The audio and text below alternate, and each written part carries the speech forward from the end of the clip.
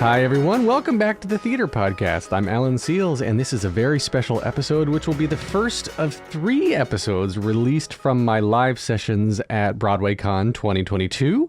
Joining me for a special little mini Mrs. Doubtfire reunion, this episode is a panel discussion with Rob McClure, Brad Oscar, and Analise Scarpaci. We had some really touching moments and, of course, lots of laughs. If you're listening in Apple Podcasts or Spotify, tap those 5 stars right now. Leave me a great rating like I'm your favorite Uber driver. And now, everyone, please enjoy this episode with Rob, Brad, and Analise. Here you go. 1, 2, 3.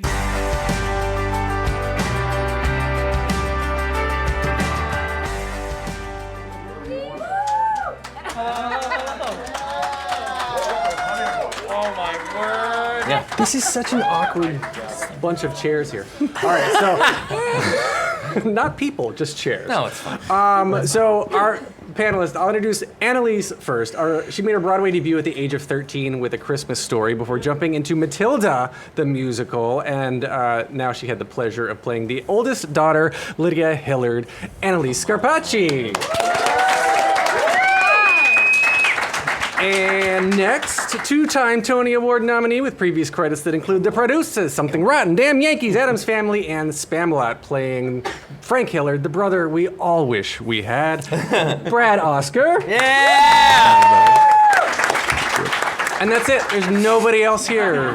Last but not least, our final guest is a 2-time Tony Award nominee himself, who is joining us literally out of his put-in for Little Shop of Horrors. He just ran here, wiped off the sweat, came out here, and a few of his previous credits, in case you didn't know: Avenue Q, Chaplin, Something Rotten, Beetlejuice, and of course, now he was the recent caring and loving Daniel Hillard, a.k.a.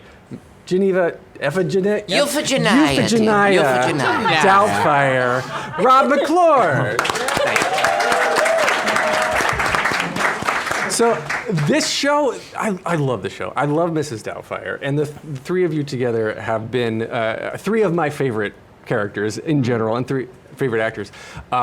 So I want to start out, though, just very kind of at the beginning of how each of you got attached to this show, because I feel like when first approaching something that is a story that is as iconic as this is, and then originated from someone as iconic as Robin Williams, and then everybody else that is filling these iconic roles, there's got to be a lot of pressure. There's got to be a lot of work that goes into developing these characters. So, like, Brad, we'll start with you. When did you first get attached to the production? Well, as Rob will probably tell you, right, 7 years ago, how long, my goodness. It was right after Rotten opened, so it was 2015, and Kevin McCullum, our lead producer, had optioned the property then, or prior to that. So I was invited into the room right after Rotten opened in the spring of 15 with Rob, and we did a reading of a version of Mrs. Doubtfire the Musical, written by 3 other collaborators. Needless to say, that didn't go so well. So then flash forward to, for me anyway, literally getting an audition for the soon-to-be out-of-town tryout and Broadway run. They had done a previous workshop reading, whatever you want to call it, that I was not involved with. I was a little sort of jealous, of course, because it was the Something Rotten creators. I knew, of course, Rob was involved, and anyway, and then wouldn't you know, things happen in show business, but I went in and auditioned for Jerry Zaks, and and got it in that way. Yeah. Analise, what about you? Okay, so this is kind of a crazy story, but We got time. I was new. I'm the newest, I guess, as of like Seattle. So they had done the reading in 2019, and I could not get seen in that room. For whatever reason, the business. And, I was very upset about it because I love the movie. It's one of my favorites. And then I went in for another project that had the same casting director, Telsey & Co. Well, Telsey Office now. And they called me in for Lydia Hillard. And I was like, great, that's really cool, because I've been dying to, at least be seen by that show, because I love that role. And I went in once, and the next day they called and said I got the role. And that was it. Yeah, it was very strange. That has never happened before to me ever. It's called nailing it. Exactly. That's how it should happen. No, I was very confused. I'll never forget my audition. I went in for the role, and Jerry said, "I love you," and I was like, okay. I love you too, Jerry. That's the only proper I was very response. confused. Sure, And because then- when you want to roll, nothing crosses the line. Right. I was like, I'm okay. kidding. Can we joke and about he was Jesus. like, okay, can you go sit 5 minutes in the hallway? And I was like, yeah, okay. And I left, and all of a sudden I heard them hysterical laughing. And I didn't know what I did wrong or That's if- what they were saying. Right. She's terrible. She's terrible. It was either she's terrible, she is definitely from Staten Island, Well. or... That's true. Yeah, and I was like, I don't know. The most important thing is did my accent slip far enough that it's like, oh my God, this is terrible. She cannot be from San Francisco. But apparently, what happened was that they all turned to each other and said, "There she is." Yay. So yeah, that's how I got that well. story. Wow. Yeah, unanimous.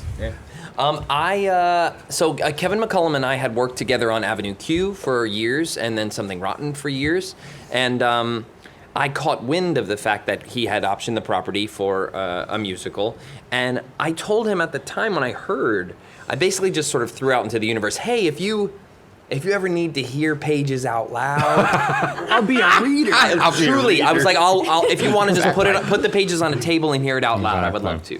So they took me up on that for that very first reading that, like you said, was like 7 years ago, and it didn't work, and it went away, and I thought, damn, what a great role to get to take a swing at, and it went away, and then I was doing Beetlejuice, and they said the Something Rotten team has written a draft, and we want to do a reading at the West Side Theater. Can you do it? I said, sure. So I'm doing double duty. I'm doing Beetlejuice and doing this reading of Doubtfire during the day. And we did 2 presentations at the West Side Theater, which strangely enough is now where I'm doing Little Shop, Small World. But I went, and in the West Side Theater, we did those 2 presentations. And 20 minutes after that reading, Kevin called me and said, hey, you need to get out of Beetlejuice because we have an out-of-town venue, we have the money, and we have a Broadway theater. And I was like, okay. And I went to the producers of Beetlejuice were so gracious, and Alex Timbers was so gracious and was like, it's Mrs. Doubtfire, you have to go. But strangely enough, what Kevin McCullum did end up telling me is that I'm lucky that the first draft didn't work, because that long ago, he didn't believe I was old enough to have a 15-year-old daughter. Right. But by the time the Something Rotten collaborators had a draft, he bought it. So he said, had that been ready then, you wouldn't have been the guy. So it's amazing how things take the time they're meant to take, exactly. in this case for me.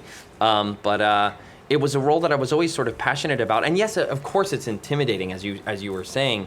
But those are the type of things that you can either be scared from and run away, or scared of and go, gosh, how do I make that work? How do I do that? How would you make that work when you're looking at somebody as iconic as Robin Williams? And the thing I sort of just set out to do from the beginning was not imitate him, but to try and imitate for the audience the way he made me feel. If I can make the audience feel the way I remember his performance making me feel, that's the thing of his that I wanted to tap into most.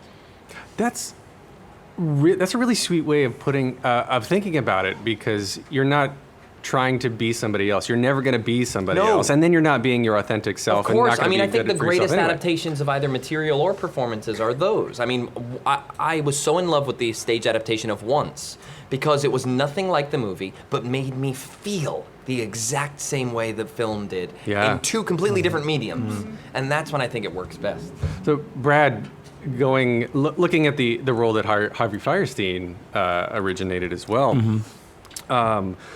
Rob, what you were saying, like in this new medium of theater or on the Broadway show, that the role that you have, Brad, was so much bigger and so much more built out and expanded. Yeah. And did you know that this was kind of coming when you stepped into the role, or was there ever sort of any pressure or anything to be like, do what Harvey did, or is it always No. I mean, Brad? No. Look, let's face it. For the most part, I mean, we are hired for who we are. I mean, Harvey is such a unique presence, and believe me, when someone did ask me when they heard I was doing doing this and playing the role. And they said, are you going to do the voice? And for a second, I had no idea what they were talking about because to me, it's Harvey. Harvey always has the voice because that's Harvey's voice. So anyway, and then I was like, oh, geez, of course, and I guess I can understand again because he's such a presence. My God, right? So anyway, but no, as an actor, that is to be honest with you, the bigger challenge. That's not my job. Isn't to be hard. My job is to play Frank Hillard as the only Rob's job and why Rob succeeded so brilliantly above and beyond his skill and his talent and who he is as a person is that in the first 20 minutes of the show, Rob McClure became Daniel Hillard, a Daniel Hillard that we were just meeting that night, not Daniel Hillard from the movie in 1994. Daniel Hillard who wanted to be with his kids and was trying to do everything he could. So by the time he walks through that door as this iconic character, that we know with an accent that is very identifiable and helps you hone in on that too. It was like when I went into Addams Family playing Uncle Fester. You're filling a shell of something that sort of, and it's your job to, So anyway, but Rob had built up so much goodwill, I think, and such laid that groundwork as this Daniel Hillard that when that door opened, we knew it was Rob behind the playing. I think that's because that's our job ultimately. And when the material supports you and gets you there, then people shouldn't be thinking about the movie. Ideally, they should be seeing the story they're being told and. So I try not to. It's harder. My challenges in that way have been like when when I understudied Nathan and the producers. That's a different kind of like filling shoes and an iconic and an idea of what people want as to what that is and trying to meet that halfway.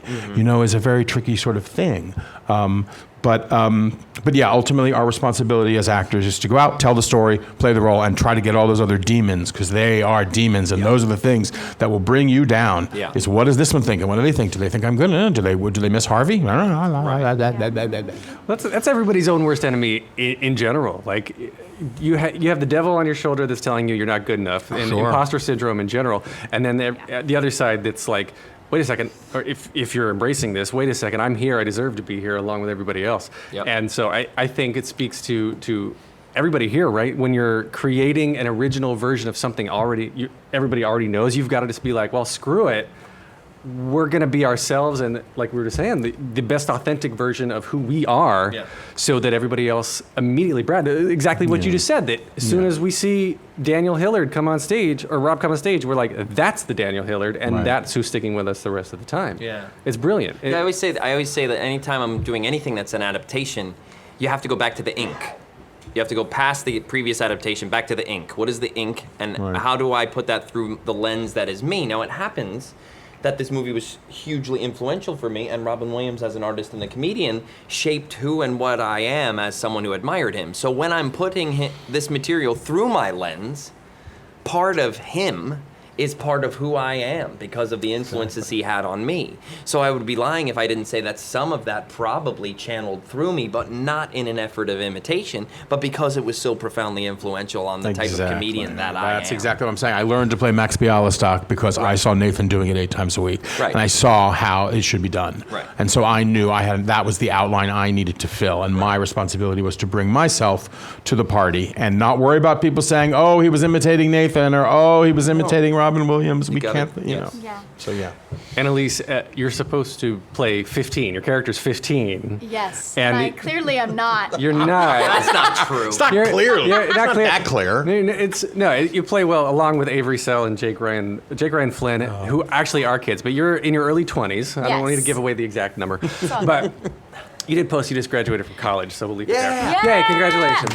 Thank you. COVID graduation. So you are kind of straddling both worlds because you're being the kid. You get to be the kid, but you are legally and for all intents and purposes an adult, and now becoming we have an interview on my podcast that hasn't come out yet. Shameless plug. Subscribe. You'll get a one-on-one with Annalise. And Brad. I interviewed Brad. You're next, buddy. You got it. And so, what was I saying? I lost my train of thought. So you get to sort of split the difference because you get to be adults with Brad and Rob and Jen Gabbatise and Yeah. everybody else, but still, like, I guess trickle down. I guess I have two questions. One is working with these two comedic geniuses. What did that do for you? And then how did you sort of pay it forward for the other two actual children? Well, first of all, I was very, very nervous because, one, I was the newbie. Second of all, I had done 2 shows, but I was in the ensemble. Like I was just dancing and singing. So, and the weakest. Just. You are hilarious. No, but I was just In dancing. 2 Broadway shows. No, but I've always no, but like I don't know. I never considered myself an actor. I was always a singer dancer. So to get this role where I can actually, act, and I hadn't been in a show since I was a senior in high school because I wasn't allowed to, and I also wasn't cast in any of my college shows. So it was like this thing where I was very frightened to perform on stage. And it was, Seattle was the first time I had done it since I was 17 years old. And working with these two was just beyond anything that I could have ever imagined because I learned so much every single night, even for the days that we weren't even together during the pandemic. I just learned so much just from observing and from watching, and now I do consider myself an actor as I'm approaching into my 20s. And it's been, copying what Brad said about taking a role that was so treasured. What was so beautiful that the writers did was they made Lydia sing. And he says it all the time, that the moment at the end of the show where we have our duet, Just Pretend, it was not in the movie. It was a deleted scene. And that, I feel, is a moment where, they allow Lydia to be that moral compass that you don't see in the movie, but you know that she's there, but you don't see her. And for the musical, you see her, and you see her very well. Yes. And you see her basically guiding her entire family. And for me personally, I'm an only child. I don't have siblings, but my family is immense. And I have a lot of cousins, and, if you happen to be at Mrs. Doubtfire one night, you were probably there with half of the members of my family. It's amazing we couldn't run. I don't understand why we couldn't. Just on your family alone, we should still The be running. Scarpacis alone Makes no kept sense. the show alive. But anyway, I have experience taking care of people, and Lydia takes care of everybody. Until you said that, I didn't realize it, but you're absolutely right, because the two parents are completely all over the place and literally putting on 2 different faces to get through things, and then the kids are like, we don't know what's going on. We're not. And so And Lydia. and especially being with Jake and Avery and watching them grow up. Yeah. Me, obviously, I grew up as well, but physically, Jake just completely is just a man. He's a man. Yeah. And it was so nice to watch how Christopher kind of morphed pre-COVID to post-COVID, and then eventually when he came back for the last week and closed out the show unexpectedly. And same with Avery. Even though she was playing young, it was so nice to watch them grow. And for me, having that experience as a child actor, I kind of like to put my wisdom onto those two. And the 4 new ones who joined us for a month, but yeah. It was a wild ride. It was. It was. We've had been quite a the journey. We've had a journey. You definitely have a journey. And you mentioned Jake Ryan Flynn coming in at the end. Actually, Eli Tokash over there from Take a Bow, also on Broadway Podcast Network. He interviewed Jake, and I was watching that clip that you posted, Eli, of Jake telling the story of when he was in the car, getting the call to come fill in, learning the new script in the car before going on that night, because it had changed during the hiatus, right? Yeah. Meant a lot. He hadn't done it in 3 months, and he got a call at 9 o'clock in the morning to do the matinee that day of a new version of the show. And he lives in Massachusetts. Yeah, drove down. I did not know crazy. that. Yes. Yeah, Wow. Astonishing. It was an astonishing It thing was that he amazing. did. it was crazy. That's amazing. Okay. So That's showbiz. Really. Not in a nutshell. showbiz, It really was kids. crazy. It was great. It was perfect.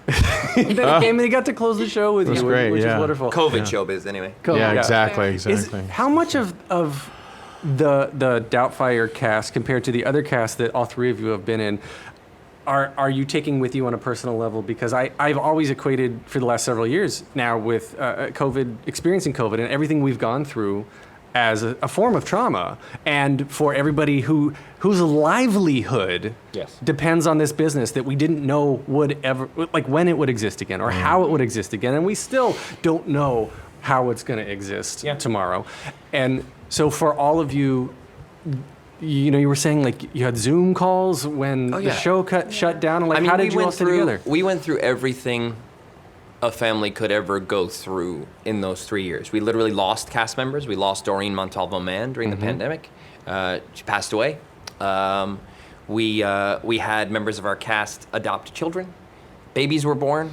Like we literally went through, in addition to a global pandemic and a show that reopened and closed and opened and closed and opened and closed. And there's something that the trial by fire, I feel like these relationships are forged in fire in that way, that these friendships are different than all the other ones because we've been through so much. And I think because the pandemic kept on forcing distance between us, we fought that harder to stay close. Exactly. We were sort of chasing each other in a way that bonded us in a way that I've never experienced on other shows, for sure. Wow. Brad, is this the same, sort of echo the same thing? Well, I'm still numb in a way. We just closed less than 2 months ago. And numb just because, as Rob said, the experience was just unlike any other. We opened and closed, we all dealt with the craziest time. I keep on saying by the end of it, I wouldn't have been surprised by locusts. Exactly. All the plagues, exactly. So yeah, it's... yes, big picture, of course. This is a family unlike any other. As far as moving forward, I know that we are all, bonded in that way. And I'm sure that we will, be gathering in many forms. There was one last week, so things, are already happening in that respect. But, but it was a very, surreal experience in that way because you just, you just want to get your footing and you just, you know what you're doing, you know what's actually happening 8 times a week and how the audiences are responding or whatever. But it was, it was a tricky. It was wild. I mean, every time we would get our footing, the next variant would hit. Yeah. And it was like every time we were going like, oh, the last one's cresting. Maybe families and consumer confidence in bringing their kids who are vaccinated and/or not vaccinated yet, and what are the vaccination rules today? Let's look through the papers in terms of age and when you need to be vaccinated. So bringing families to the theater was a challenge in its own way during the pandemic. And every time we just started to get our stride, and the pandemic was. And you're doing 2 things at once, and it's still happening now 8 times a week in Broadway theaters. You're doing 2 things at once. You're doing everything you used to do 8 times a week to do a show, which, as we know, is a lot of work for everyone involved in the building. Yep. And now you are still juggling this very contagious variant that for most of the world they're fine with it because they'll stay home for a couple days or they'll.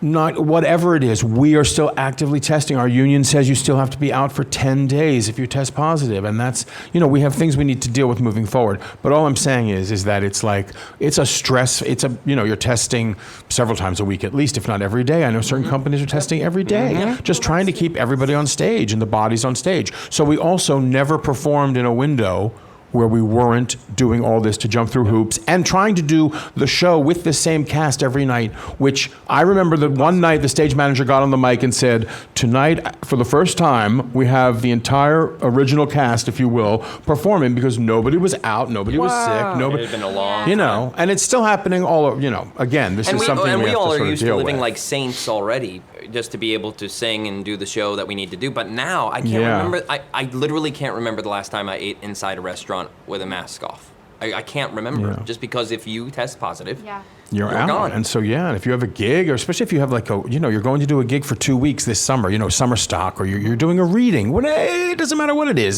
The fact is, so it's like we're still living in a world of being very, very aware of this, whereas a lot of the world has sort of moved on. And I'm not, no judgments there because everybody has to make their own, and God willing, you're vaccinated and you won't get terribly sick and whatever. Yeah. But for us, again, business-wise, as far as what we do, it's, it's still very tricky and exhausting. So, Well, the show deals with, actually, Rob, you've come from 2 shows back to back, like Beetlejuice 2 dealt with some very serious matter in a comedic way, and this as well deals with divorce and separation of families and in a lighthearted way as well.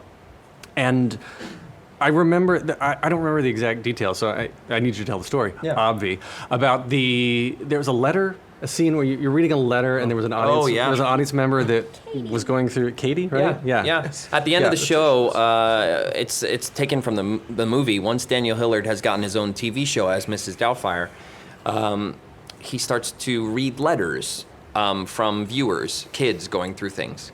And one of them is a letter from a little girl named Katie, whose family's going through divorce. And Daniel Hillard, on the other side of having gone through this with his family, imparts wisdom to her about, families can look like anything, and you're going to be okay. And over the course of the runs from Seattle to closing night on Broadway, I got over 200 letters from people all over the world who came to see the show. And one of them was from a girl named Katie, who was actually in her 30s, not a kid, and said, I realized that I hadn't dealt with my parents' divorce a long time ago until you were talking. And she said, just so you know, the Katie you were talking to last night was me. And those letters go on from there to talk about, 2 months ago I found out that I can't have children. And I've been trying to broach the subject of adoption with my husband, and there hasn't been the right moment. And right after your show, we discussed it on the car ride home because of the subject matter of the show, and now we're adopting a kid. Hundreds of letters of people who talk about, and so that's why I try not to bite back when the Twitterverse comes at, new adaptations of things, going, why? Why are you doing that? Why are you changing? Why are you making that into a musical? Why? Who cares? Why? What's the reason? I have 200 reasons sitting at home, and I don't think it's up to anyone to decide what can be cathartic to someone else. And if it's not cathartic to you, that's fine.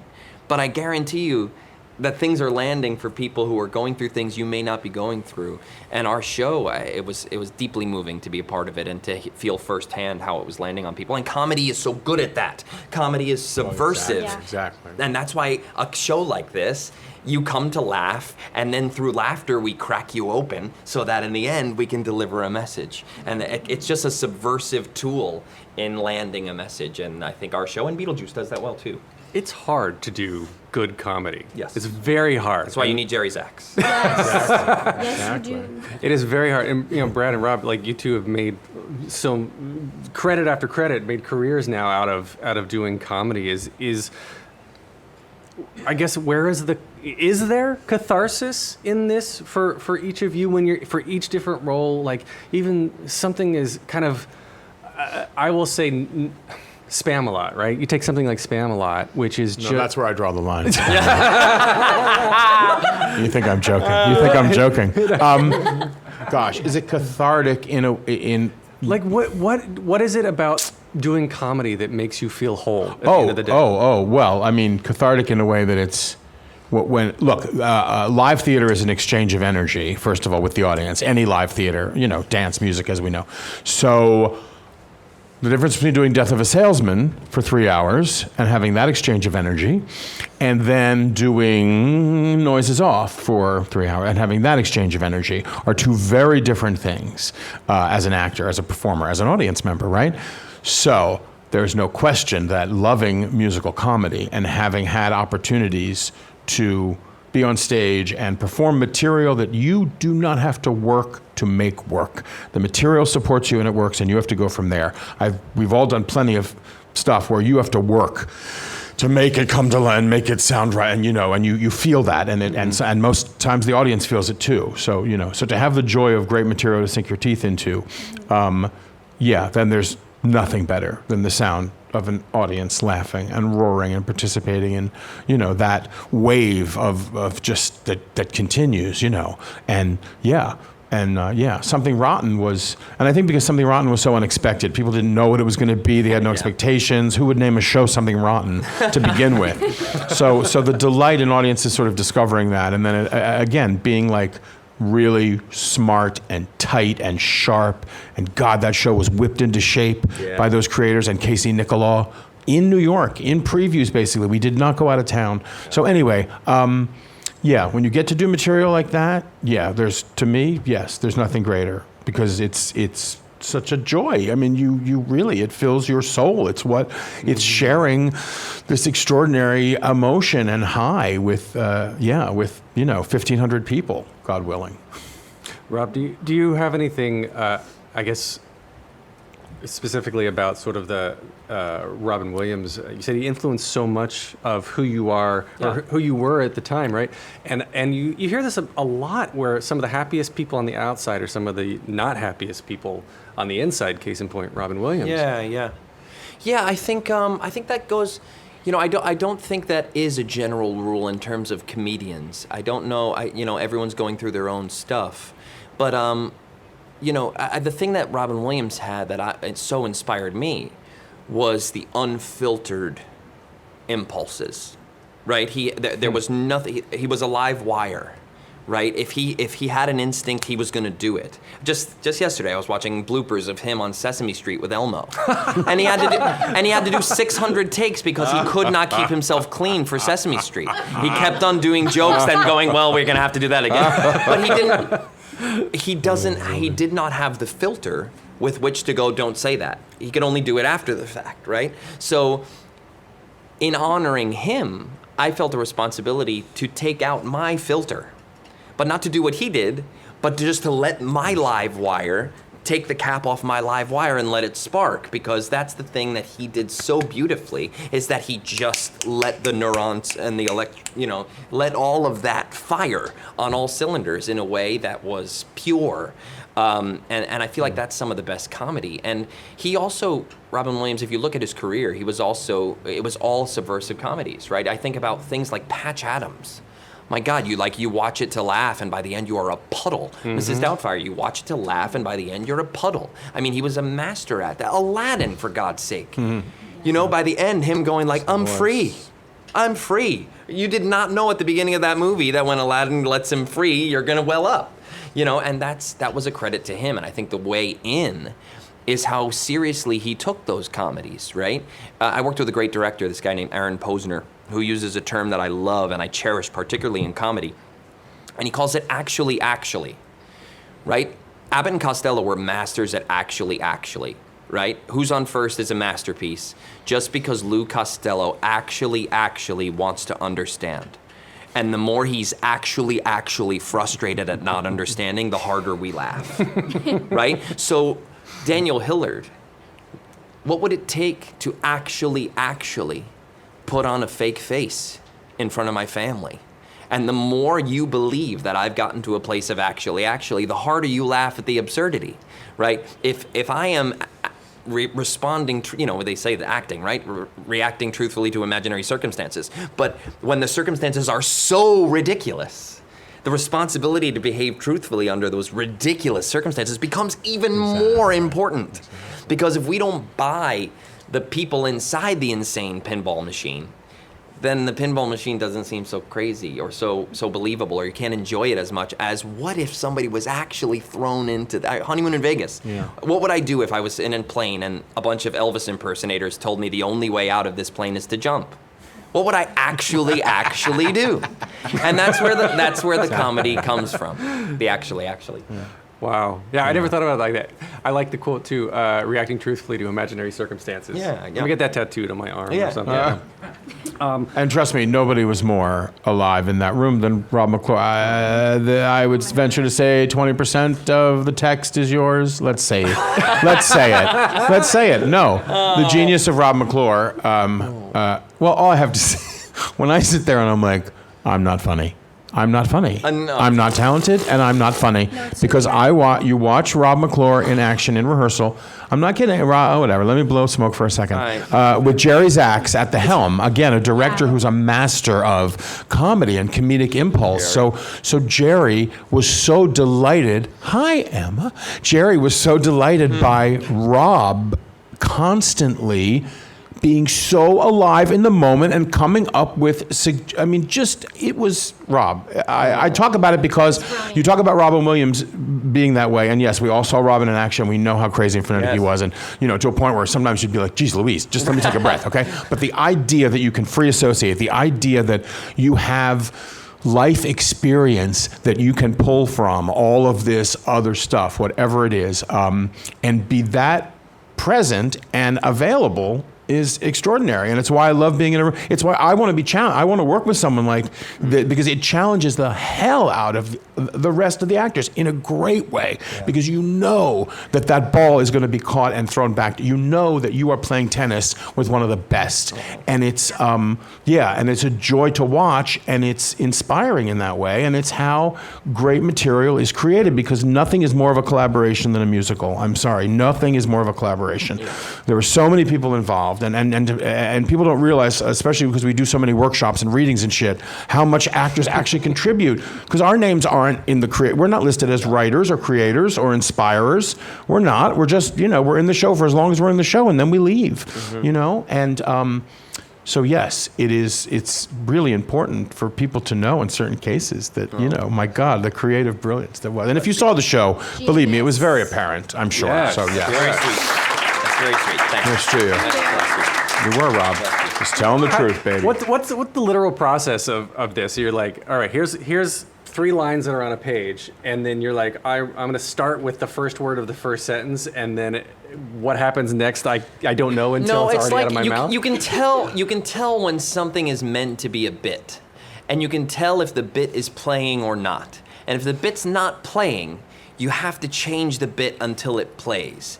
And if that means saying something a little bit differently, and see, rehearsal for me is playtime.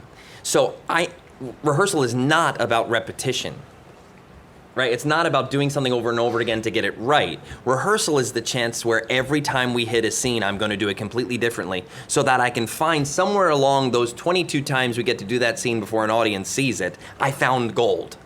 Because if it's about repetition for repetition's sake and getting it in your body, there's so much untapped goodness. And Alex Brightman is that way, where rehearsal is a sandbox, and he's going to do something. So to answer your question, like they eventually asked me to enter the play in Mrs. Doubtfire dressed like a pirate.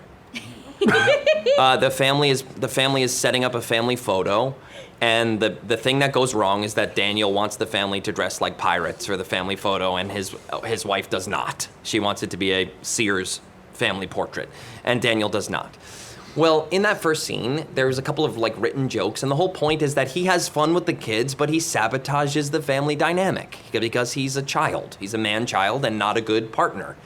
So looking at all of those ingredients, I went home and I came up with as many bad R jokes as I could. And every time we came in, I would throw a different one at the kids. I remember the first time, the first rehearsal I did it, I went to Little Avery and I literally just went, LMNOP, and pointed at her. And Little Avery, who has never improvised in her life, went, what?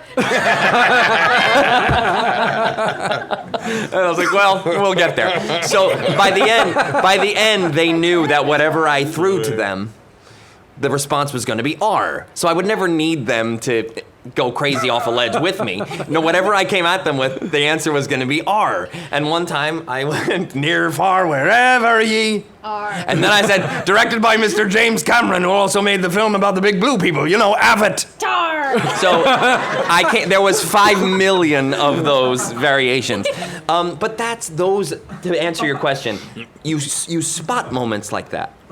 And any given comedy probably has about 50 of those moments, 25 of which are already landing on the page, but 25 that need ironing.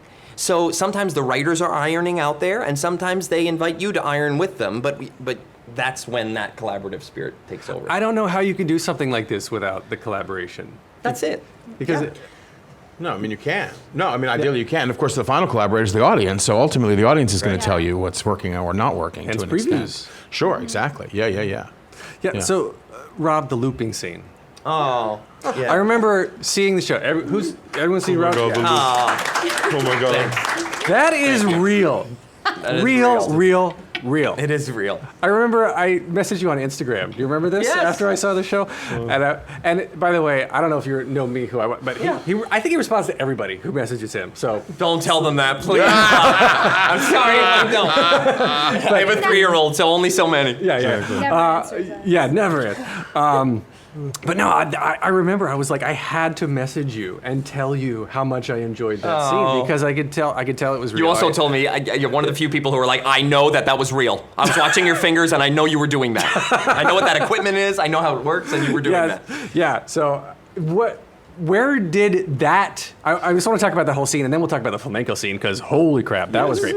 But the looping, where did that begin? And did it start with the idea of where it ended up, or was that another moment where you're like, I'm just going to play? Well, so the workshop at the West Side Theater while I was doing Beetlejuice, they were trying to, when looking at the movie, you have to decide which moments sing, right? What moments are we going to musicalize? And one of the most iconic moments in the movie is when Robin Williams is left alone at that TV station with the dinosaurs. You remember? I eat wood, it tastes good. That scene. And they said, well, how can we musicalize one person alone being sort of prodigiously funny by themselves in a musical? How do we do that? How do we show a person sort of being unhinged solo? And Wayne Kirkpatrick had the idea. Wayne is a Grammy-winning songwriter who was the part of the songwriting team for our show. He had the idea, being exposed to the loop machine and other mediums, that what if there was an artist on, similar to the old school Mr. Rogers episodes, what if there was an artist who was trying to teach Mr. Rogers what a loop machine was, and outdated Mr. Rogers has no idea what the hell he's talking about, and it goes terribly wrong, but that Daniel Hillard might be left alone with a loop machine, and what chaos could that provide? Well, during the workshop, they had sort of a loose verse written of the first thing about telling time, that it would be a lesson for children about how to tell time. And what they were going to do for the reading was say, and then Daniel Hillard does something amazing with a loop machine. That's what they were gonna do for the reading. And I was like, wait, does anyone have a loop machine? Can I at least play with it? And Wayne said, at my hotel room, I do. Do you wanna come over? And I went over and he taught me the basics on how it worked and then gave it to me to take home. And I had 48 hours before our first presentation to come up with something. And I came up with this sort of like generic structure of it that I could then improvise within. But then it became crazy because I'm also puppeteering a mouse and a rat puppet that are on both hands that also need to be operating the machine. So it became this crazy multitask, but once I understood sort of the structure of what the song would be, I could play within it. And then just like anything else, you rehearse it and you find the gold along the way that you want to keep, and you find the moments that you can play within. But it was like playing a video game. Like Dance Dance Revolution or Parappa the Rappa or, that's before your time, Analise Scarpaci. Parappa the Rappa was for Sega Genesis, Google it. But any of these like musicalized video games where you're pushing buttons on rhythms and trying to make, it in a weird way feels like that. And once you understand the video game, you can play within the video game. But it was a privilege that they gave me the freedom to mix it up every night. And things went terribly wrong. But the audience delighted in watching me get out of it. So it always worked because the audience was in on the fact that it was really happening. What happened in the workshop when you debuted this? It was pretty amazing. Like I think also looping as a thing has sort of become a little bit more popular since that first, but no one in that audience had ever seen one before. Like now if you go on Instagram or TikTok, there are people who like are really amazing and have whole careers around loop machines. When we did this workshop, that was not the case. So people were like, what is this thing? And because it was a tiny room like this, they could see the machine, they could see the buttons light up, they knew that I was really doing it. And in a weird way, once we got into the theater, we had to chase that feeling again because so many people coming to see a Broadway show assumed it was tracked. So we had to find as many ways as we could to show the audience that it was in real time. And part of the writing of it became, how can we write beats for them to see that this is actually happening? Interesting. And because almost everybody. I mean, there are people at Broadway shows who still think we're lip syncing. So, why would you pay to see us mouth? Anyway, funny story. I went to see Something Rotten when I was going to replace Brian Darcy James. I was watching them, and I was sitting under the balcony, and right under the overhang there are those 2 TVs.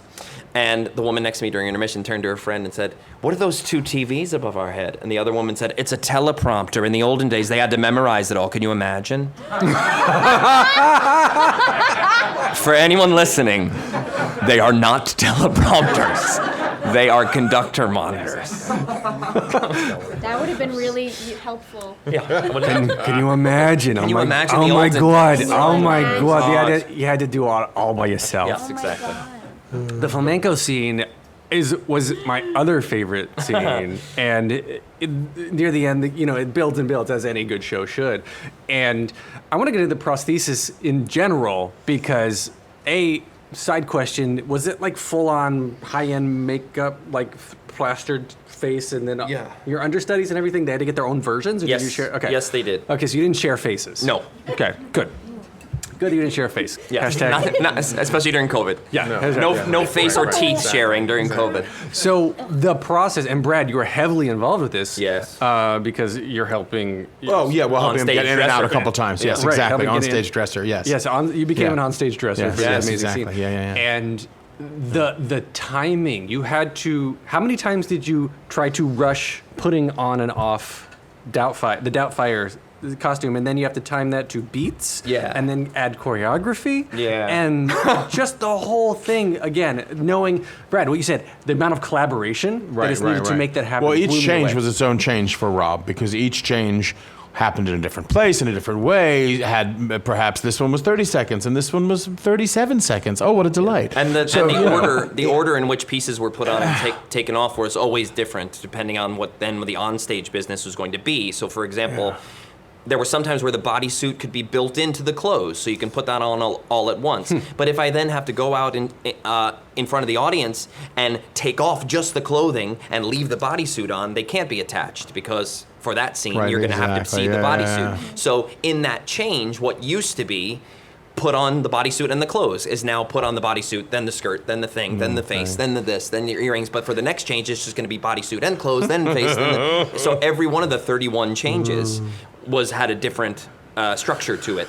The longest one was 90 seconds, which is the first time you see Mrs. Doubtfire, and then the shortest one was 18 seconds during that flamenco number. But it was full head to toe, and I owe it to what we call Team Effie, Team Euphogenios, four dressers backstage, 3 dressers and a hair and makeup person. Do you ever not make it? Did you miss the cue? Never, tragically. But here's the nice thing, though, is that the thing we had over the movie is that the audience knows it's real. In the movie, they yelled cut and he went into a trailer for 3.5 hours. When I have 18 seconds in the show, the audience knows I have 18 seconds in the show. So if I'm coming back on stage, just getting my glasses and earring on, they delight in the fact because they know I really just did that. So if I start a line in the wings and then get on, they know what I was just doing. You know what I mean? So I never missed in a way that stopped the play, but there were times where I came in various states of disrepair, depending on how the change had gone. My grandmother fully thought that, because there's one where it's not you. Yes, there's a double. There's one tricky one. Yeah. And my grandmother called me up and was like, Annalise. I was like, yeah, Nan. She goes, listen, let me tell you about that change. I couldn't believe it. I said, yeah, a lot of them are great. She goes, no, he came out in 1 second. How'd they do that? I was like, Nan, it's fully another person. Make Nana sign an NDA now. Well, she's from the time when you had to memorize all your lines. Get out of here! Get out! Get out! Can you imagine? Can you imagine? Can you imagine? All right, we're going to take some audience questions in a second, so think about anything you want to ask any of these 2 wonderful individuals. Real quick, I just want to go down the line. Are there any moments from the show that are your favorite, that are standouts, that do not have to do with your own character? Oh, God, yeah. No. Not have to do with my own character. Annalise, you start. Big fat no. My favorite number in the entire show, specifically because what happens backstage. Sorry. Good. But because, well, first of all, when we first saw that number, because it was new for when we came to Broadway, it was a different number in Seattle. Was it Real Man? Yes. So it was called it was a different thing, totally different number. Yep. And just watching that in development, because that was really the first new number that we had, for me specifically, watching, it was the coolest thing to watch. And also the backstage stuff I was just fully in my dressing room belting along with Charity Dawson. And I was Mrs. Doubtfire and Charity was Stewart. And we would do it every night. Is there a video of this? I don't think so. Oh, man. I know, it's very sad, but I'm guilty because I do it to the soundtrack as well, and I do both parts. All right, so the video is not too late. No, it's not All too right, late. That sounds like a TikTok waiting to happen. Exactly. Yeah, Listen, yeah. I was going to make it a trend, but then we closed, so Brad? you can try it. Oh gosh, questions like this are always so tricky because there's so many parts of the show that I loved, and so many.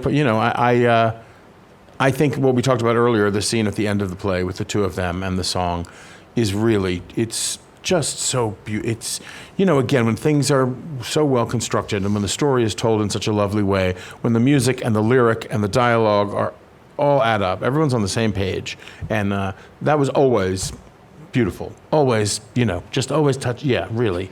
And then like the Easy Peasy number, which also is its own crazy every night with an ensemble.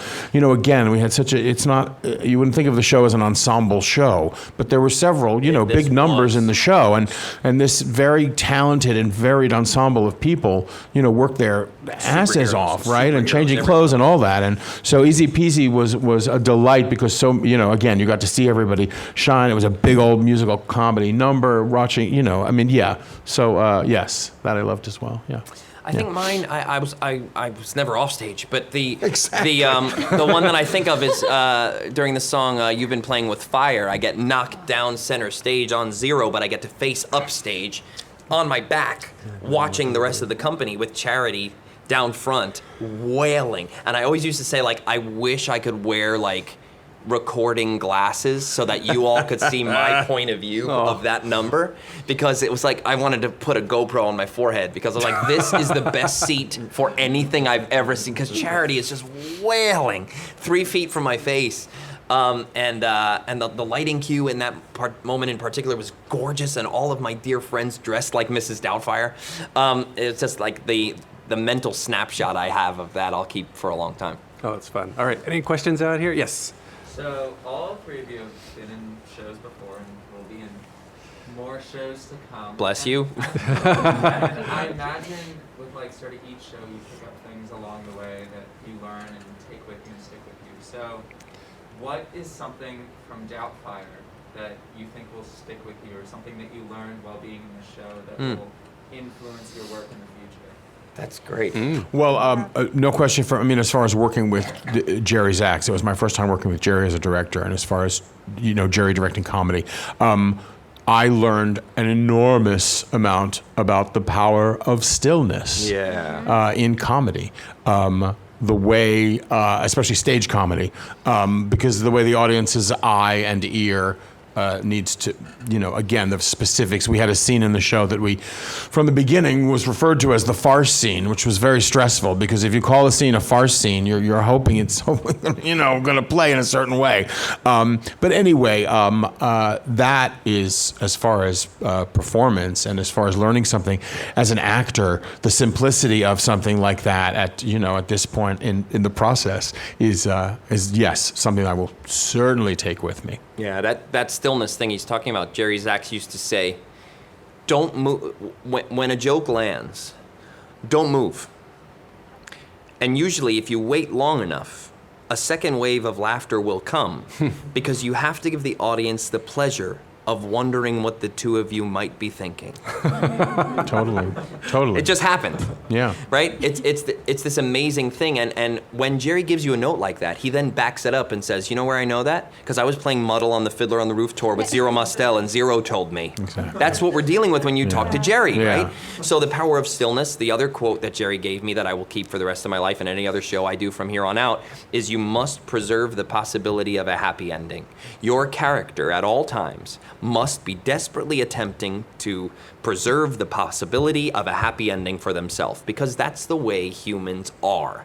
Humans will never sit still in their own tragedy. The second that things are not going the way they need to go, the next thing is, how do I preserve the possibility of this going well for me? And you chase it as long as you possibly can. And then usually when the chips fall, it's that much more impactful because the character has done everything they can and spun every way they can to preserve the possibility of a happy ending. That's something that is really, I will keep with me for a long time, because the second your character is sort of satisfied in their discontent, the play stops for a moment. You have to continue to chase happiness, yeah? Analise? Jerry. Yeah. For me, I mean, Jerry, just Yeah. Jerry in capital letters. Everything that Jerry taught me was just something that I will carry with me for the rest of my life. Yeah. Specifically, projection, which is so silly, and you always think project, but there are times where there was like a time where the entire time, every day, louder, and in my head I'd be like, oh my God, Analise, what is wrong with you? Like, why can't you speak louder?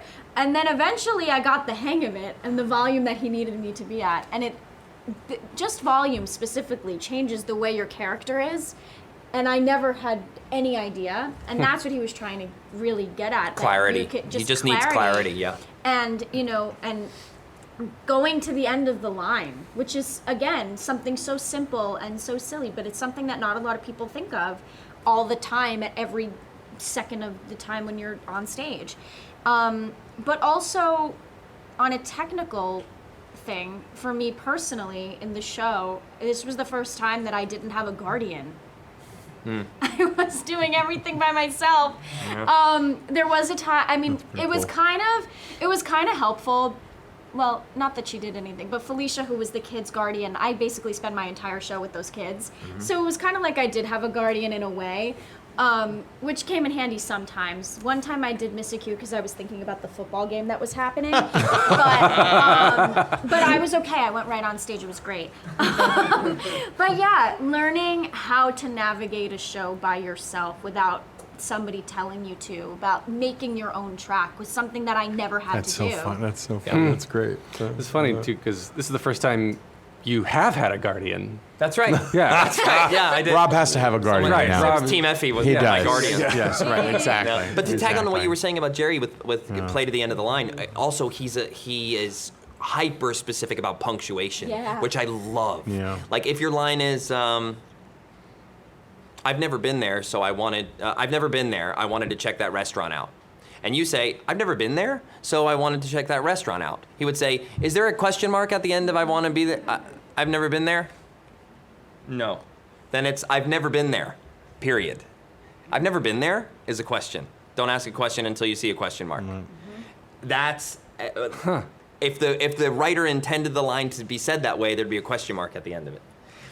Being true to punctuation. If there's a comma, if there's an ellipses, if there's a dash, why are they there?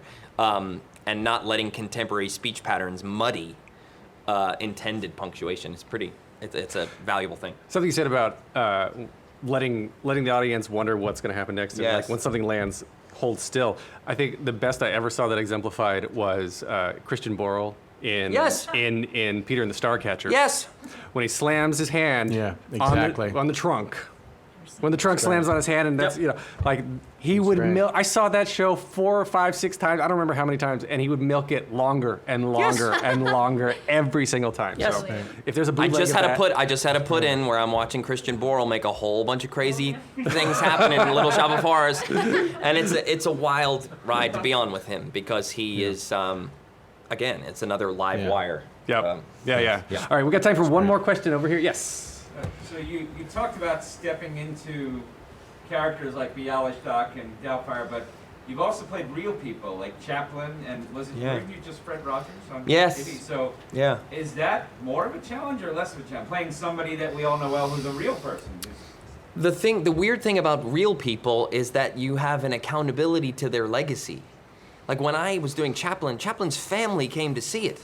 You know what I mean? So you're there, you've got his grandchildren going like, Grandpa didn't walk that way, if you don't get it right. You know what I mean? Like there's a weird accountability to the legacy of that person. Fred Rogers, oh my gosh, maybe the most beloved person around.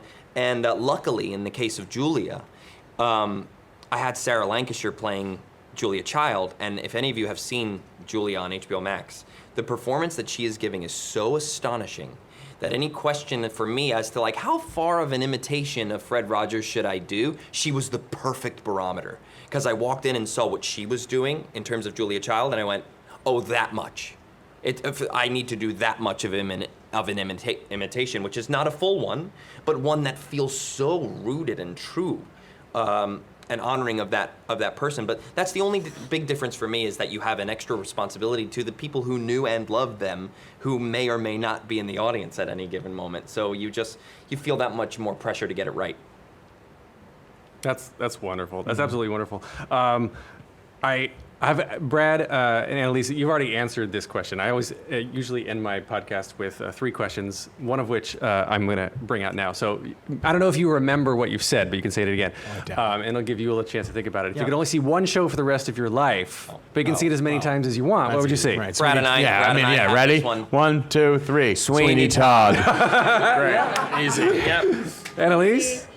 I think I said Billy, right? Yeah, you said Billy Elliot. I did. It's Billy Elliot. And Yeah. I heard that they're doing a new production in the West End, and I think I'm going to make a trip specifically to see it. Awesome. All right, everybody, help me give them a round of applause. Thank you all. Thank you, everybody. Thanks so much. And we should all get in the center and we'll take a little selfie. We'll post it on my Instagram. Sure. Take an audience selfie. Take a deep breath, make the world a little colorful.